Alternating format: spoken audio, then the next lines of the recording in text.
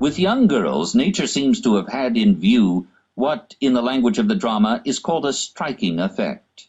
As for a few years she dowers them with a wealth of beauty and is lavish in her gift of charm, at the expense of all the rest of their lives, so that during those years they may capture the fancy of some man to such a degree that he is hurried away into undertaking the honorable care of them as long as they live, a step for which there would not seem to be any sufficient warrant if only reason directed man's thoughts.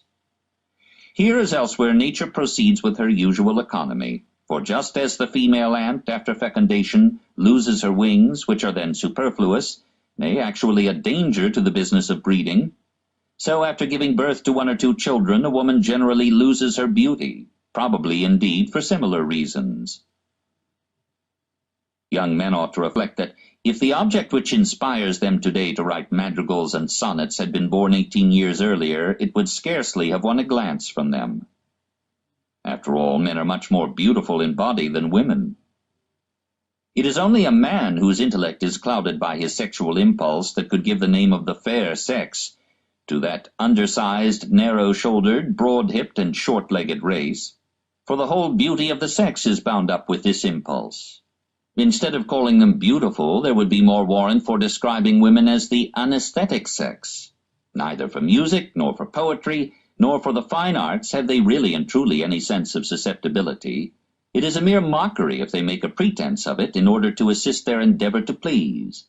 They are incapable of taking a purely objective interest in anything. The most distinguished intellects among the whole sex have never managed to produce a single achievement in the fine arts that is really genuine and original, or given to the world any work of permanent value in any sphere. This veneration of women is a product of Christianity and of German sentimentality, and it is in turn a cause of that romantic movement which exalts feeling, instinct, and will above the intellect. The Asiatics knew better, and frankly recognized the inferiority of woman. When the laws gave women equal rights with men, they ought also to have endowed them with masculine intellects. Asia again shows a finer honesty than ours in its marriage institutions. It accepts as normal and legal the custom of polygamy, which, though so widely practiced among us, is covered with the fig leaf of a phrase. Where are there any real monogamists? And how absurd it is to give property rights to women. All women are, with rare exceptions, inclined to extravagance, because they live only in the present and their chief outdoor sport is shopping. Women think that it is men's business to earn money and theirs to spend it. This is their conception of the division of labor.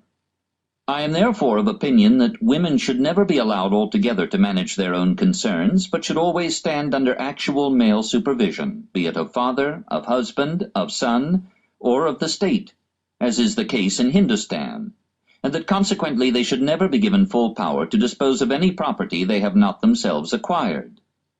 It was probably the luxury and extravagance of the women of Louis XIII's court that brought on the general corruption of government which culminated in the French Revolution.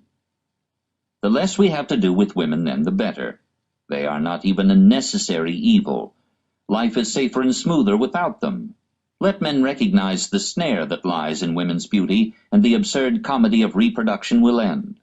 The development of intelligence will weaken or frustrate the will to reproduce, and will thereby at last achieve the extinction of the race. Nothing could form a finer denouement to the insane tragedy of the restless will. Why should the curtain that has just fallen upon defeat and death always rise again upon a new life, a new struggle, and a new defeat?